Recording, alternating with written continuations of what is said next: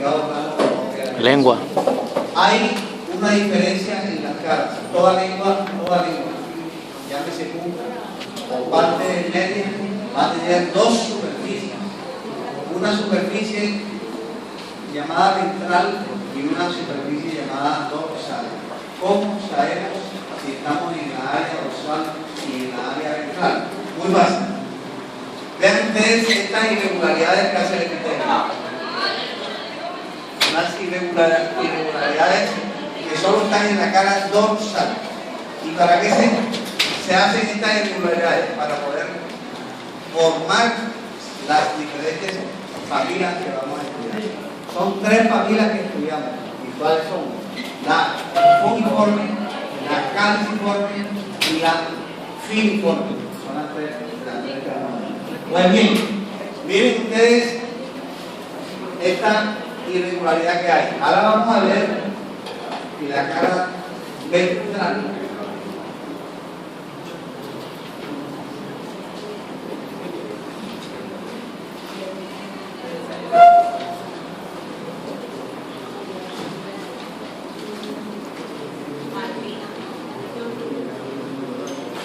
Vean la cara ventral. Es un epitelio igual al anterior, pero sin irregularidades. Superficie totalmente plana. Entonces, con eso ya podemos saber de que toda esta área que estamos viendo aquí es la cara ventral.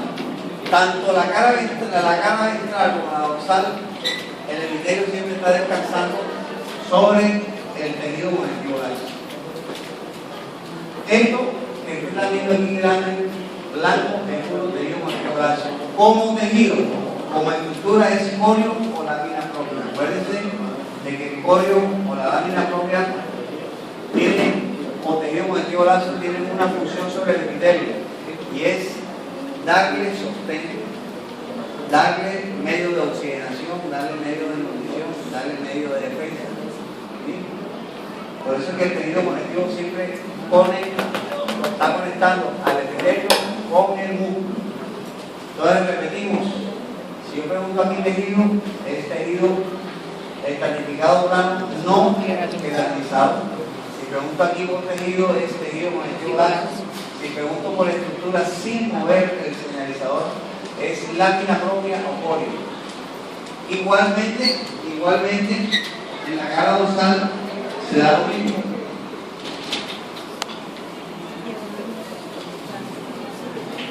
En la cara dorsal se da lo mismo. Todo esto blanco que están ustedes viendo aquí es el tejido conectivo laxo dándole sostén al epitelio. Epitelio que es igual al anterior, el estratificado plano no quedanizado. Entonces, yo les hablé de papilas, vamos a estudiar las papilas. Si yo con una regla mido la parte basal de esta papila y igualmente me la llevo para la parte apical, que es la parte más alta de esta misma papila, y veo que son las mismas medidas, podemos decir que esta es una papila uniforme. A diferencia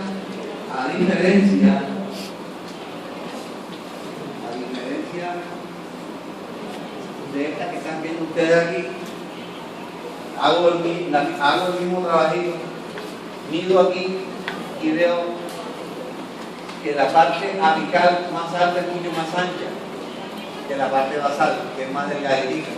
Entonces esta sería una caliciforme. Ahora, tanto en las fungi como en las cáliz tenemos que tener presente esta aparición que ustedes están viendo aquí. Este es el botón gustativo. Solo lo vamos a encontrar y buscar solo en estas dos papilas y siempre tiene que ser en las caras laterales. Entonces este es como estructura botón gustativo. No se vayan a equivocar, muchos estudiantes no revisan o no miran bien lo que se está señalando y a veces pregunto aquí estructura, me salen diciendo papila uniforme. Yo no estoy preguntando por papila, estoy preguntando específicamente por el botón gustativo. Acuérdense que el botón gustativo tiene la función en nosotros de descifrar los diferentes sabores que a diario nosotros nos damos el lujo de comer. Ácidos, dulce, salado, etcétera, etcétera.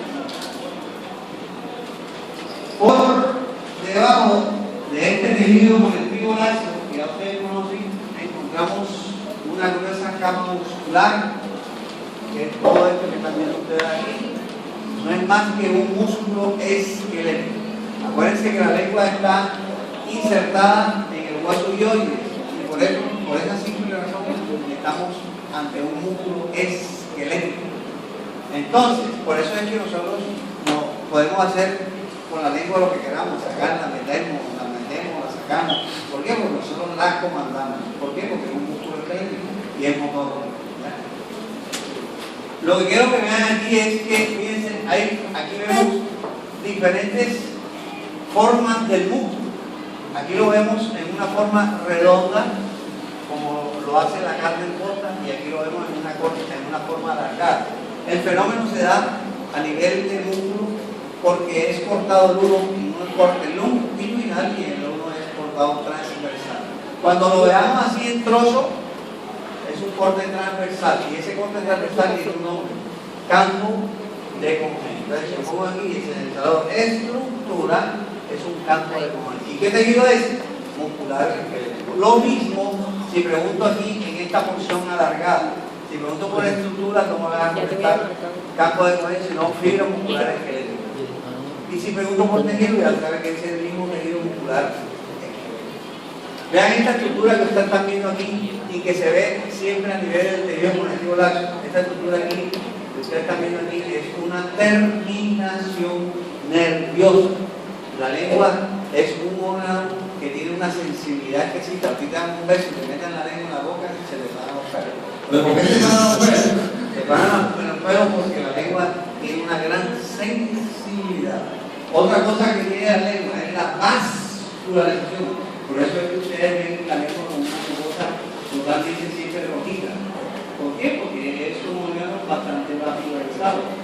Ya, vamos a buscar una parte donde ustedes vean la cantidad de vasos.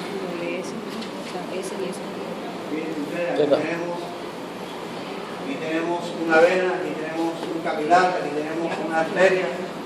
Es bastante vascularizada. Ahora vamos a ver la lengua, la misma lengua, pero a nivel de punta.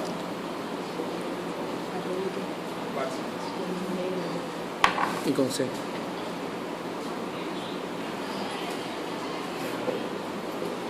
Vean ustedes aquí, y lo que me llama la atención, tenemos el mismo epitelio. El mismo epitelio estratificado plano, no queratinizado en esa superficie.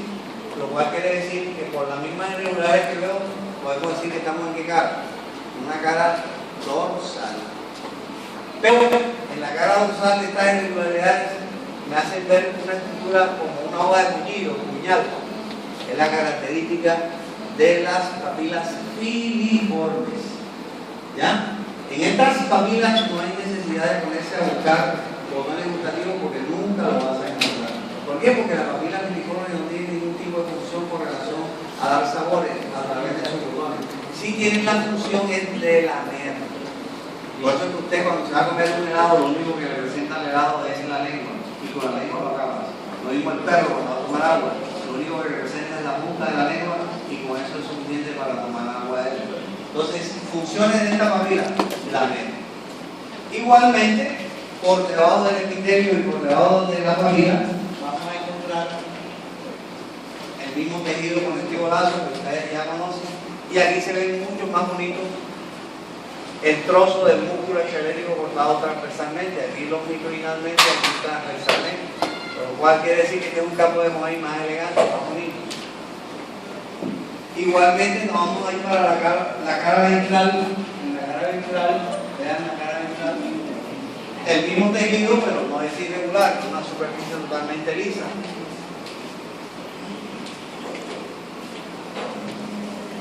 Vamos a aplicar ahora el tiempo.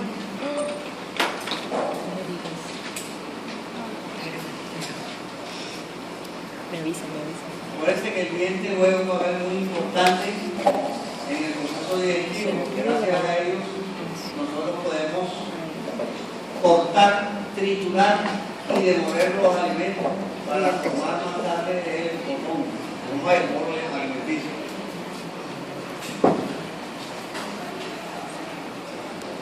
Bueno,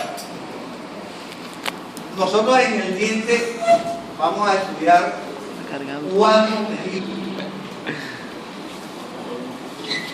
Y estos son, en su orden son el esmalte, que es el más superficial que está formando o representando la corona, luego la dentina, la pulpa dentaria y el cemento. Esos son los 4 tejidos que vamos a estudiar nosotros. El diente, repetimos, el esmalte, que es el más externo, el más superficial, porque está representando la corona, la dentina, la pulpa dentaria y el cemento. Entonces vamos a estudiarlo. Este hueso que están viendo aquí, desde aquí hasta acá, es el esmalte. El esmalte. ¿Lo puedes señalar de nuevo? Todo esto, desde aquí hasta aquí, todo esto grueso que está viendo el color amarillo es el esmalte. Yo te pondría el indicador aquí, el tejido, te va a presentar el esmalte. Vean esmalizada una cantidad de palos negros que van hacia abajo. Esa es la dentina. Igualmente te colocaré el indicador aquí en la empalizada y te coloco un tejido que te va a presentar dentina.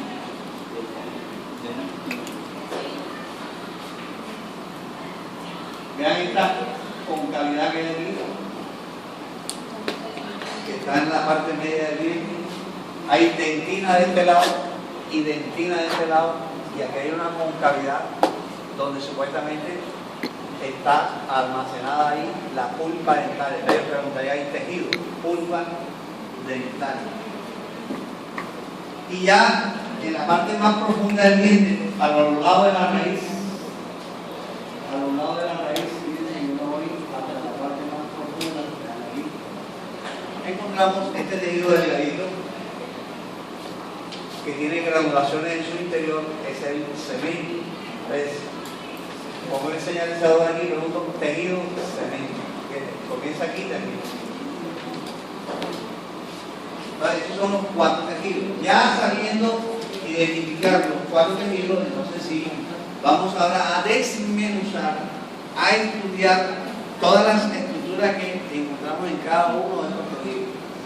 Ya, nos vamos para el esmalte.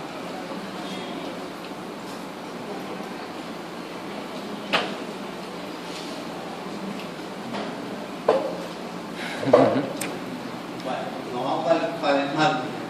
Ven aquí en el esmalte unas rayitas negras seguidas de una blanca, negra, blanca, blanca, negra, negra, negra, blanca. ¿Sí lo ven? Bajando así. Negrita, blanquita, negrita, blanquita, negrita, blanquita. Bueno. Si yo señalo la negra, aquí, estructura, es estrías de Rexus. Estrías de Rexus. Fíjate que ya no estoy preguntando por tejido, sino por estructura. Hay muchos estudiantes que a esto no le prestan atención. Yo pregunto, ¿estructura? Esmalte. Mala. Yo no estoy preguntando por tejido, no. Sé que tienes idea, pero aquí a mí no me interesa tu idea. Me interesa es que respondas bien la pregunta que te estoy haciendo. ¿Ya? Entonces, si yo pregunto por estructura, es estrías de Rexus. Si pregunto por la blanquita que está aquí, y sigo preguntando por estructura, son bandas de Serge. Bandas de Serge. Vean esta línea que está aquí, que nos está poniendo un límite, nos está separando el esmalte de la dentina. Esto tiene un nombre, se llama línea amelo-dentinaria. Línea amelo-dentinaria. Y se llama así por eso, porque nos sirve de división, un tejido de otro. Para que el estudiante esté en condiciones de contestar esto, yo siempre tengo que darte como referencia las 2 visiones. En una cara, en una parte, en la parte dentina, y la otra la parte esmalte. Igualmente, cuando te vayas a preguntar sobre esta concavidad, tengo que darte como referencia dentina arriba, dentina abajo, para preguntarte por estructura. Si te pregunto por estructura, es cámara pulpar. Supuestamente la cámara pulpar aloja a la pulpa, ¿qué? Pulpa dental. Entonces, estructura, cámara pulpar. Y si nos vamos para el cemento,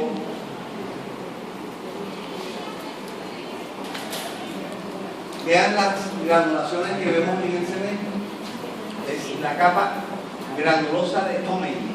Capa granulosa de Tomei.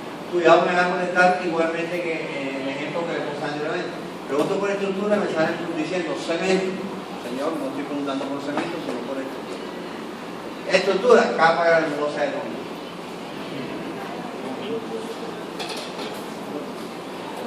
Vamos ahora a estudiar la máquina de esófago.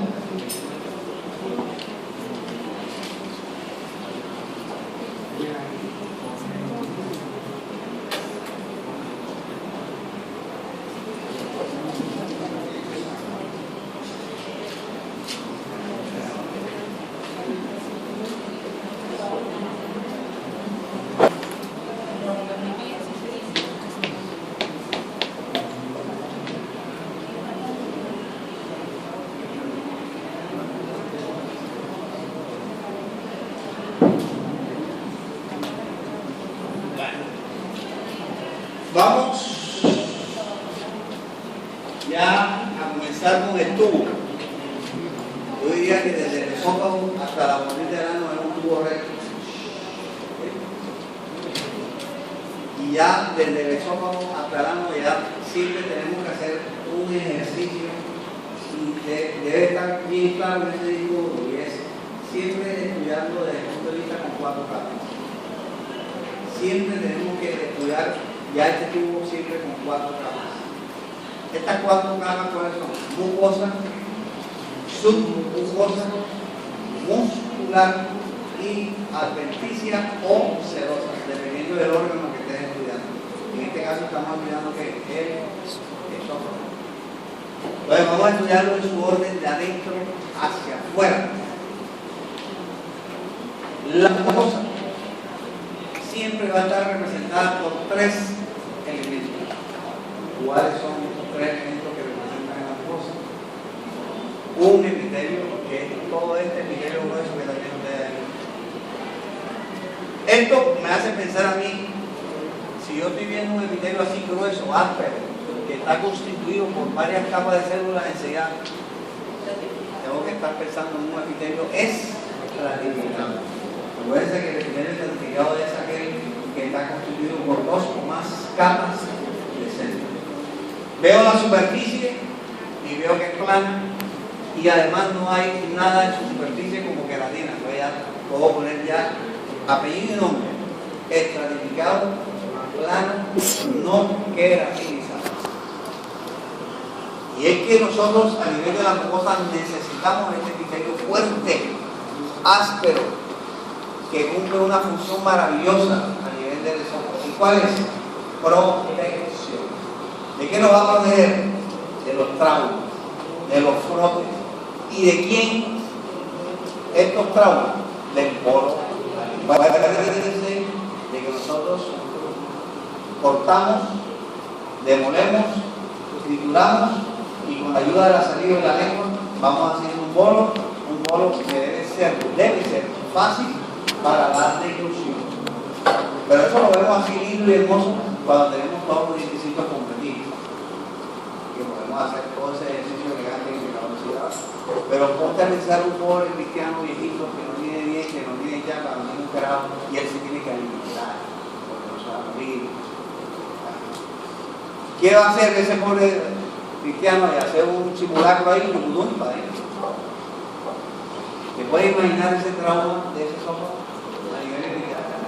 Sí, porque el bolo cuando va bajando va golpeando, y cada golpe en ese epitelio es un trauma que tiene que soportar y tiene que estar preparado para tolerarlo. Ahora, estamos hablando de bolos gruesos, pero ¿qué tal bolos calientes, bolos fríos, bolos puntudos, bolos, todos los bolos que podamos meter? Y todos esos bolos son traumatizantes. Gracias a Dios tenemos este epitelio. Por debajo del epitelio, esta capita delgada que está aquí, es la lámina propia, o corio, o tejido conectivo laxo. Bien, aquí está cumpliendo la función de sostén, está sosteniendo aquí. Entonces, si yo pongo el indicador aquí, estructura, lámina propia, o corio, y si lo tomo tejido, es tejido conectivo laxo. Esta capita de galenica que está por debajo de la lámina es la muscular de la mucosa. ¿Qué función tiene esta muscular de la mucosa y de qué está constituido? Está constituido de músculo liso. ¿Y qué función va a desempeñar a nivel de la mucosa? Dar la movilidad de la mucosa.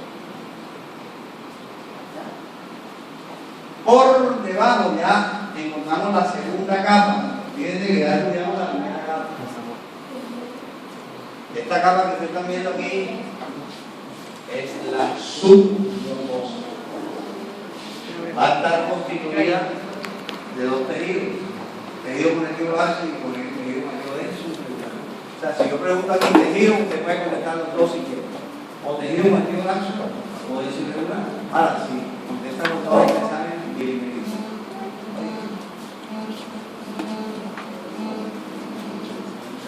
Luego seguimos con la tercera capa y encontramos esta, la gruesa capa muscular. Todas las placas que tenemos aquí son, si nos vamos a estudiar la parte muscular, toda va a estar cortada en el segmento inferior, lo cual quiere decir el músculo liso.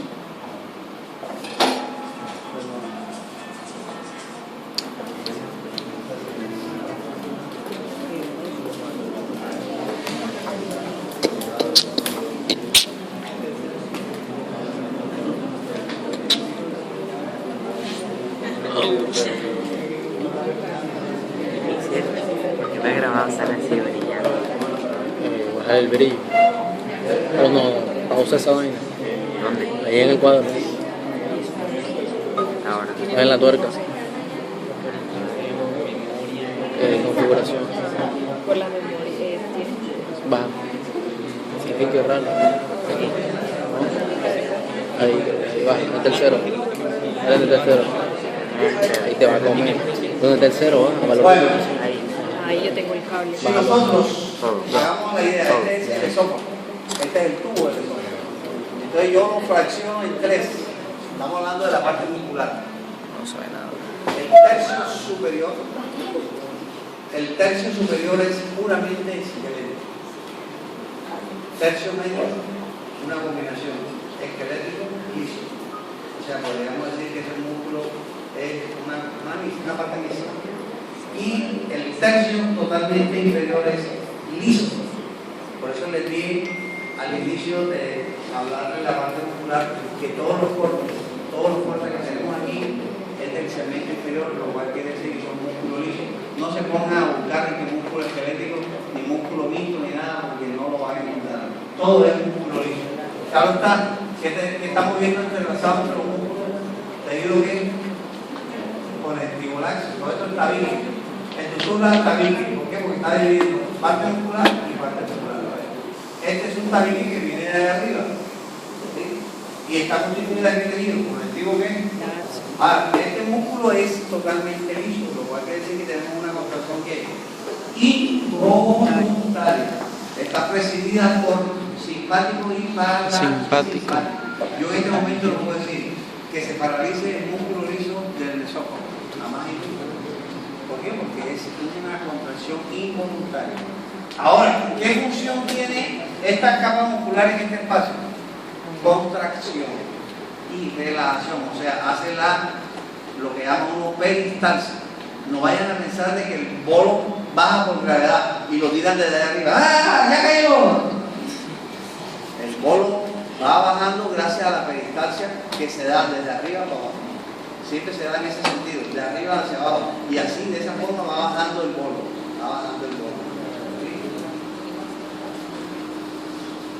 Con relación a la última capita de esta que también perdón. La última capita de acá afuera. Mátame. Esta última capita es la adventicia. Solo en el esófago puede haber serosa, en el esófago intratorácico. El resto, todo es adventicia, está por fuera de todo eso.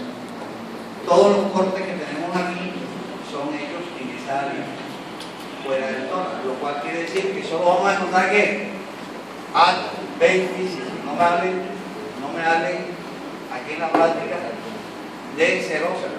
En la parte teórica sí me pueden hablar, pero en la práctica no. Todos los cortes fueron hechos fuera del tórax. Entonces, encontramos es adventicia y es un tejido conectivo que es laxo. Hay que buscar en la submucosa, hay que buscar una cosita.